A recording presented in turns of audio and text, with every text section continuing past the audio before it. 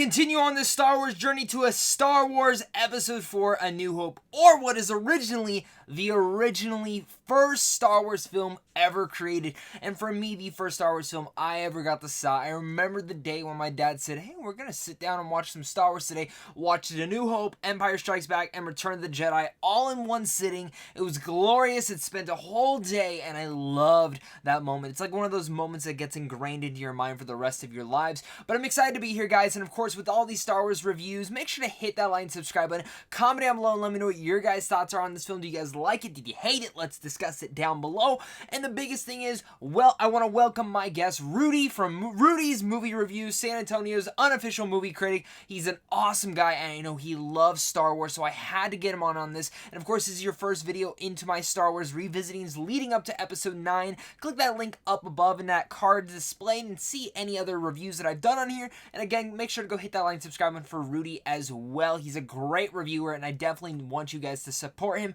Go leave a comment on one of his latest videos and let him know that I sent you there. But without further ado, let's get straight into this review for Star Wars: A New Hope.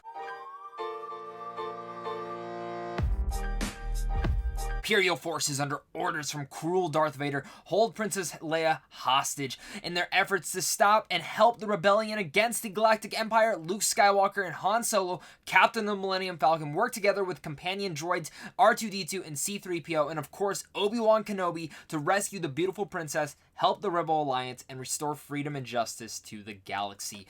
This movie, so here's the fun thing about this. I have not seen this movie since before Force Awakens came out. That's when I actually did my last revisiting of all the films. And that last time about, I was a little bit younger, and I was watching it with my friend, and I wasn't really paying attention. We were kind of bored. And that's kind of weird to say, because I remember when I first saw this, I was so engaged. But something without that last one kind of just set me off foot, where I'm like, yeah, this one's a little bit overrated. I don't think it's still the strongest. I think the other two are better. And as on this rewatch, I'm going, yeah, something's messed up in my mind, because that's completely untrue. This Star Wars film is incredible. And, I mean, you can easily point out that some of the CGI is obviously very dated. Some of the elements are a little bit dated here, and it is a little bit slow. But I would actually argue that slow bit just a bit, because once you get the first act, it's incredibly fast-moving and just fires on all cylinders. And it's just a great, engaging piece to this world. And I think the coolest thing about this is this does feel like if they never made another Star Wars film, this would feel very complete. But obviously, they went on to make a bunch of money, bunch of franchises, and all that stuff, which is I'm very grateful to see.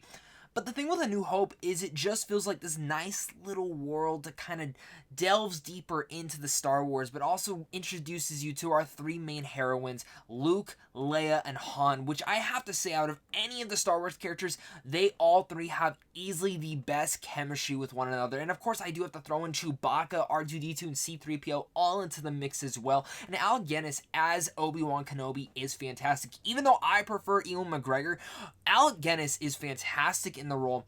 And the thing about this movie is that while it is, like I said, I think a slower pace, and I actually don't think this is a film that many Star Wars fans should. If you're trying to get into Star Wars, do not start with this film. Start with Force Awakens, watch Force Awakens, Last Jedi, then go back and watch Rogue One, then watch A New Hope. I think that is the best way to watch all these films together and really get you interjected into this world, because A New Hope, while, again, it's older pace, and many people don't want to sit through an older film, which just sucks to say that, but that is the truth nowadays.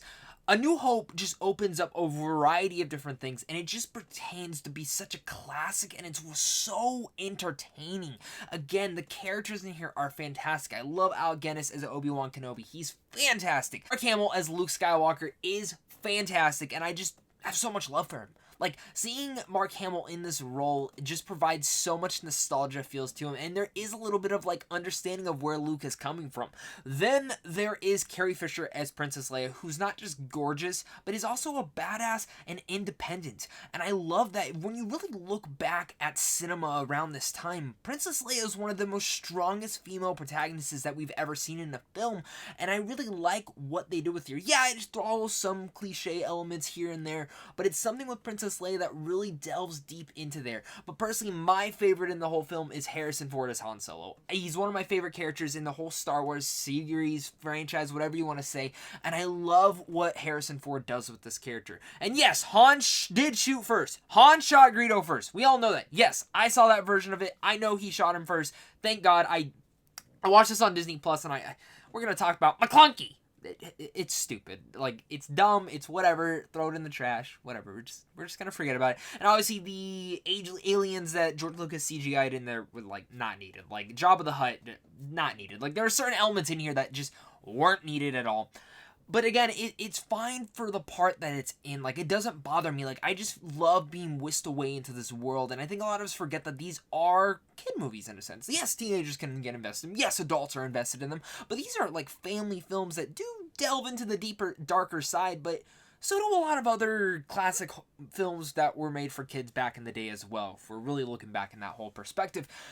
And A New Hope just has a lot of those great elements to it that just brings such a big smile to my face. And really, I think one of the things that brings in here that I wish the new trilogy had was the droids being a bigger part. C-3PO and R2-D2, a lot of this film pertains just about them, and they are so wildly entertaining, while at the same time being such a total blast to watch. R2-D2 is this little sassy robot that you have a bunch of fun with. C-3PO is this intelligent but also hilarious one-liners that he gives out work for the whole film, and the companion piece that he has with our main heroines as well just works overall. And again, goes into the sensation that you feel so much love coming from this world and passion. And the fact that this is where it all started, you feel it. Darth Vader is very menacing and very cruel. And actually, watching the prequels building up, and while I always can pertain that I don't think the prequels are the best build-up for Anakin's transformation of Darth Vader, you do understand a little bit more about Darth Vader. And I think actually watching the prequels first, then going into this as well, does elevate it to another level. And I think if you go back and watch the prequels after watching this for the first time, it does add a couple more elements to him, because you understand who is the man behind the screen. And I actually, watching this now, I would bet money that Darth Vader, like, will show up in the Obi-Wan Kenobi show.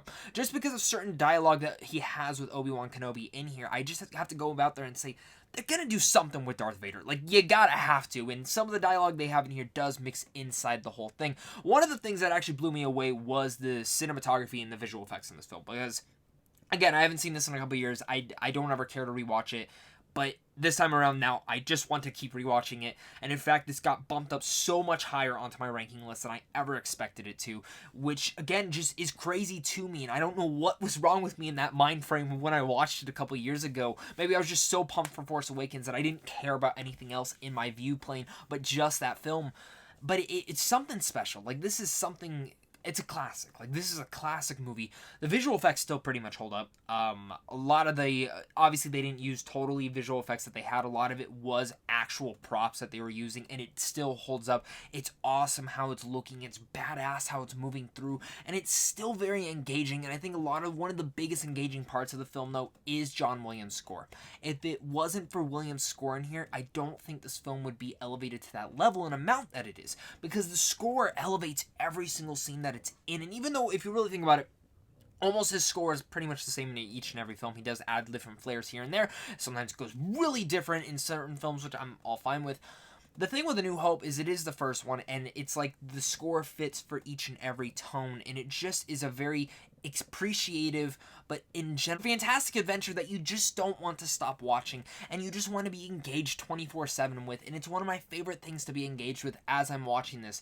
I had such a blast with A New Hope. I had so much fun with it all back around, and there's so many little moments in here. The banter between the main cast, the score, the dialogue, everything within there is great. But my guest is definitely wanting to talk about this a little bit more. So Rudy, take it away. Hi everybody, this is Rudy with Rudy's Movie Reviews, and you know what? Before I even get started, I want to go ahead and thank Zach, the man Pope, for having me be part of this road to episode 9 and giving me, in my opinion, the greatest and best Star Wars film ever. Yes, and I am including Empire Strikes Back, and I can't wait to tell you about that. But Zach, thank you so much for having me on board.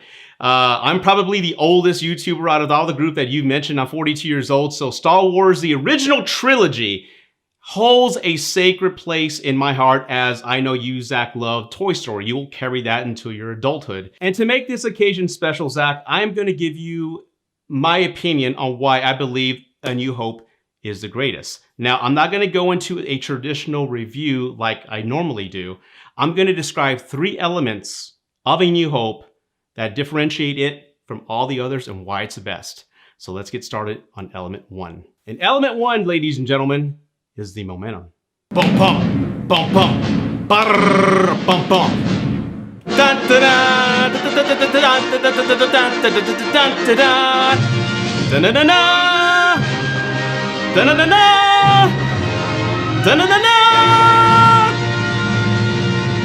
Am I the only one who misses the old 20th Century Fox intro to Star Wars films? I miss that! It's not like the old days before. Oh my god, but momentum. Yes, momentum. As soon as the film starts, what do we get? A long time ago in a galaxy far, far away. Duh! Star Wars comes out, boom, you have the fanfare blasting through all your speakers, then you have the crawl just coming up.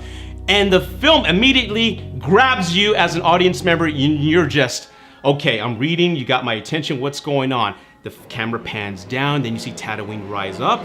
Boom, then you see a Rebel fleet ship flying away, shooting at something. Well, what's it shooting? Oh my god, it's the largest ship you've ever seen on screen. Now, again, keep in mind, let's rewind and go back in time. That had never been done on film before, ladies and gentlemen. And let's just think about how the series of events takes place within the first 45 minutes. The droids escape from the Rebel ship and land on Tatooine. On Tatooine, you're introduced to Luke, and from Luke, you're introduced to Obi-Wan, and from Obi-Wan, you're introduced to Mos Eisley, and Han, and Chewie, and then boom, the escape. That's what I love about this film, is just it grabs you, it's consistently full of energy, and that is going to be my next element, ladies and gentlemen, that I'd like to talk about, is on-screen chemistry.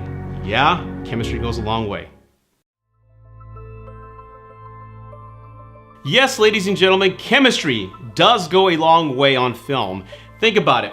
There's so many great scenes between Mark Hamill, Harrison Ford, and Carrie Fisher that I love, the banter back and forth. One of my favorite scenes is when they're on the Death Star, they get Leia out of the holding cell, and they're trying to get back on the Millennium Falcon. And they're looking down the window, and Carrie Fisher looks at the Millennium Falcon, and she goes, "You came in that thing?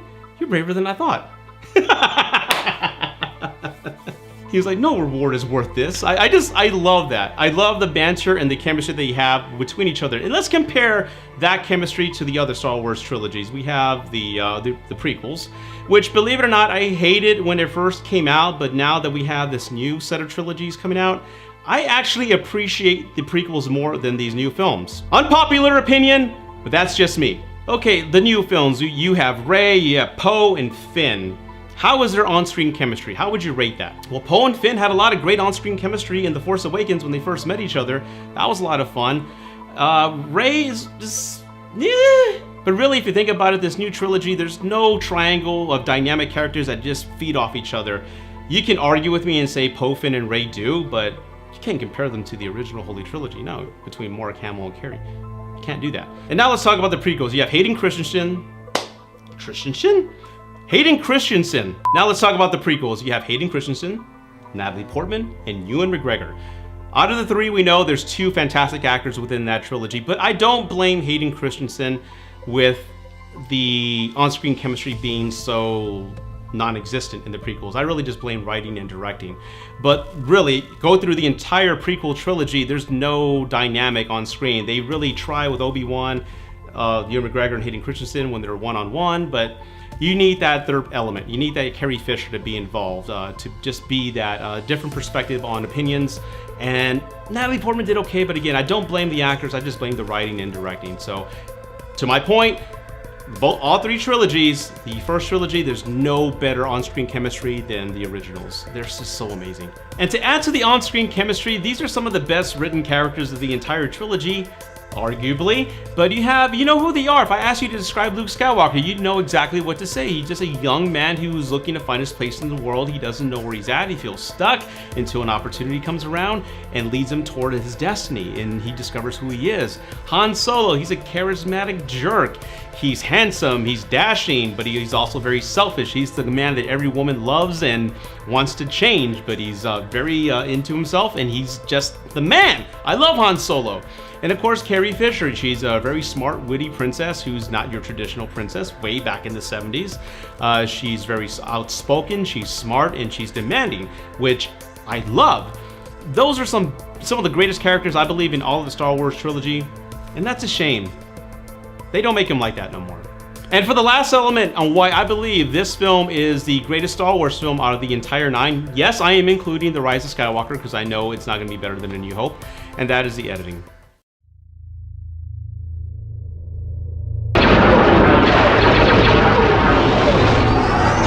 The trench sequence, in my humble opinion, is one of the top 5 action sequences in all of cinema worldwide. It's magic captured, lightning captured in a bottle, whatever phrase you want to use. The sequencing, the score, John Williams' score, just the tension just rising with those notes. Oh God, the editing, the sound effects, everything is just perfectly made. I've seen it countless times, and I still get goosebumps when Han Solo shows up out of nowhere. Yahoo! You're clear, kills, blow this thing, let's go home!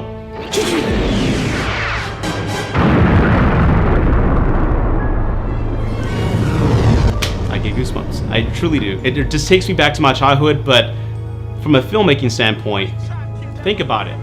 The magic and talents of everybody involved in making this sequence. I understand, I've read many articles where Star Wars was saved in editing, and I truly believe it was. And that's really why I believe the problem with Star Wars nowadays, everybody, is Star Wars doesn't have that magic anymore. The Star Wars community is... I never thought this would happen. I know people hate the prequels, but nowadays there's so many YouTube channels out there that truly hate Kathleen Kennedy and truly hate where Star Wars is at. I'm not happy, true, but I'm giving the filmmakers a chance before I even crap on the Rise of Skywalker. I'm hoping they give the fans what they want and what we want. We just want magic, non-agenda driven films in Star Wars. We want characters we can relate to. Characters with flaws. Stories that inspire us. Villains that terrify us. A cause we want to believe in and fight for. Is that too much to ask? No, it's not. As far as my rating for A New Hope, everybody, my rating scale is 1 through 100. Guess what it's going to get at 100? It's perfect. It's the perfect film. And then again, as I said many times in this video, the best Star Wars film out of the entire 9, and I'm including A Rise of Skywalker. Mr. Zach Pope, the man, thank you so much for having me on your channel, sir. It's always a pleasure. I love working with you, and I hope my wise old insight into Star Wars helped you understand my passion for it, and also help your audience understand where I'm coming from. And folks, if you want to find me, I'm sure Zach's going to put all the links below. My name is Rudy. I'm San Antonio's unofficial movie critic, working on being official. I'm an older gentleman, of course. I love old school movies. I don't put out as many reviews as I'd like, but when I do, they're full of energy just like this one, and I hope you give me a shot. And as always, thank you for watching Rudy's Movie Reviews, San Antonio's unofficial movie critic. Please take care, God bless, and may the Force be with you. Thanks, Zach. Before I get to my final thoughts, guys, thank you again, Rudy, to joining me. Make sure to go hit his like and subscribe button, hit my like and subscribe button, comment down below, let us know what your guys' thoughts are on A New Hope. And if guys, of course, if you guys are new here, make sure to go over to Amazon Films if you guys are interested in seeing movies early. And of course, a big thank you to you for clicking on this video, and a big thank you to my Patreon supporters, because without you, I wouldn't be able to do this. New Hope is a new wonder. I have so much fun with this film, and it's in general one of the films that have bursted up onto my ranking list. I can't wait to rewatch this again. Like, I really can't. I'm probably going to rewatch it later this week as well, or maybe even the week leading up to Rise of Skywalker. It's crazy how much my mind had jumbled up and really changed in this, and I don't know what happened to me a couple years ago, but something messed up did. So maybe someone replaced me or whatnot, someone messed with my brain, maybe Darth Vader force choked me or went, you don't have to do this, you don't like A New Hope. Liar, I do like A New Hope. I absolutely love A New Hope. It's a classic film. I'm dumb for ever thinking anything less of that. So with all that said, I'm gonna give A New Hope an A. You know what your guys' thoughts are on this film. Did you guys like it? Did you hate it? Can't wait to discuss with you guys. Of course, look out for my Empire Strikes Back review coming very soon with Ryan Geekness himself. So guys, of course, may the Force be with you, and you guys have a great day.